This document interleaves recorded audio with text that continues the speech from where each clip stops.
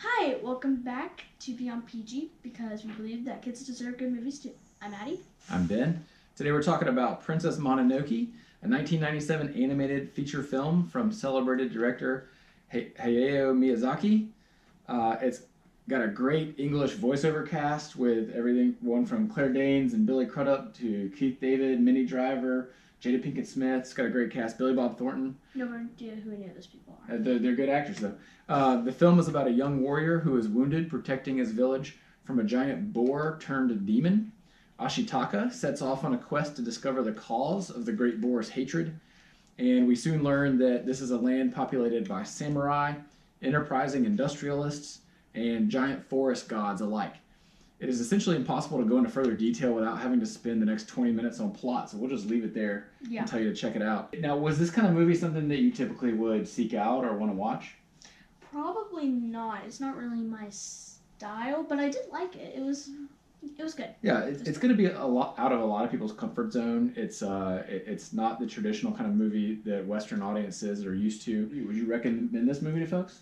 Not to necessarily everybody because if you go into it with an attitude that like, oh, this is this kind of movie, I don't like this, then you're not gonna like it. But if you just go into it with a good attitude, you're really gonna like it. Yeah, if you've seen Spirited Away or other Studio Ghibli movies, you know that even though they're animated, they're not necessarily kids' movies. Matter of fact, there's some good bit of violence in this film, but they're really sort of powerful movies and deep experiences. But if you go into it not being willing to have that kind of experience, then it probably won't be for you. Yeah. Also, it's very weird. A lot of weird things happen in this movie. Yeah. A lot of strange spirits and forest gods and weird hybrid animals and things of that nature. You said that at the perfect time. Yeah, this happening behind us is really strange. Who are some of your favorite characters in the movie? I really like Toki. She is kind of like the main woman at Irontown. She's super funny. She's a strong fighter, and yeah, she's just awesome. Yeah, voiced by Jada Pinkett Smith. She's very spunky. She's really good. Brings a lot of energy to the role.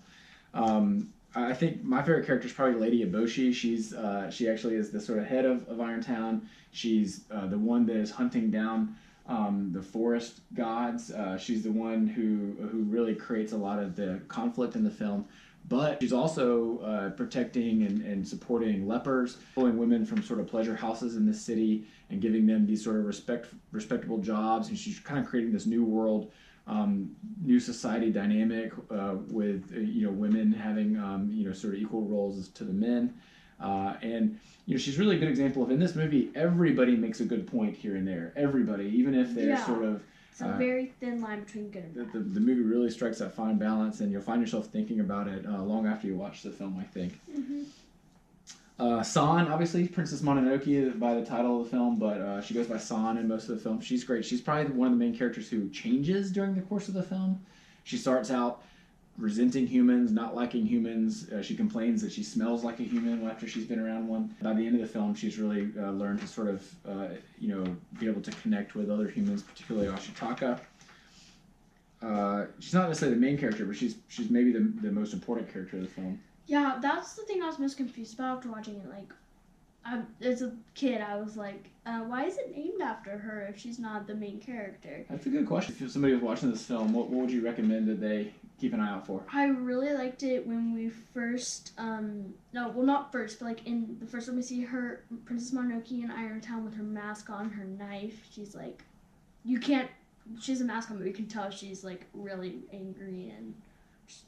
That's a neat scene. That's a scene also where you get a sense of see who Ashitaka is. First off, he really starts to use the power given to him by his wound. He chooses to sort of both save San, but also not.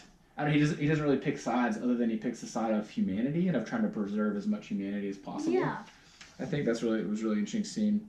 I liked early on in the film, Ashitaka, when he decides to leave his village, he cuts his top knot, and the wise woman sort of says, "You are now gone to us," and it's really symbolic. Apparently, in the Japanese version, there was no line about that, but in the English version, they added a line making clear that cutting the top knot represented him, separating from the village forever, no going back. And I thought that was a really neat scene where you get a sense of what his sort of village culture is like. Yeah. His sister comes out and gives him a little dagger and says, "Don't forget me," and he says, "How could I?" It's just a really kind of touching scene. Yeah, and Neil Gaiman did the English version. He rewrote it in the English version. Yeah, yeah, absolutely. So it's really well written, really well done. I think that any scene where Ashitaka is demonstrating his martial prowess, he becomes very lethal with his bow and arrow and his sword. He has these really incredible moments that, even though it's an animated film, kind of make you sit back and really pay attention.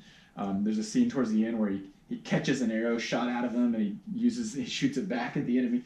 Just some really cool stuff. Yeah, it's like the yes part. Like really cool stuff happens in this film. I think folks should, again, watch the way the film balances good and bad and it changes your opinion about the different characters as the film goes along. I encourage folks to keep an eye out for Yakul.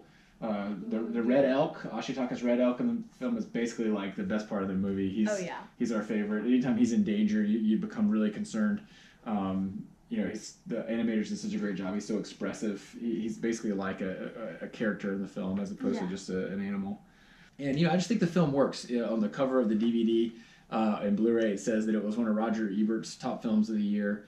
Roger Ebert famously said that movies are empathy machines. And this movie, despite the fact that it's animated, despite the fact that there's incredibly bizarre things happening in the film, despite the fact that the English voice acting is really cramming in the dialogue into the characters' actions, so it seems everybody's speaking very fast and everything's very rushed. The movie still really draws you in early on when the characters are wondering what's lying in the shadows in the forest. You find yourself sort of leaning forward. When Ashitaka examines his wound, you find yourself kind of cringing and becoming anxious and concerned about him. Any last takeaways? Anything else you'd say to recommend the film to the folks? No, that speaks for itself. We highly recommend it. I think I give this movie 5 out of 5 red elks. And I think everybody should at least give it a shot and check it out. I think you'll be glad you did. Okay, thank you. I hope to see you next time. Bye.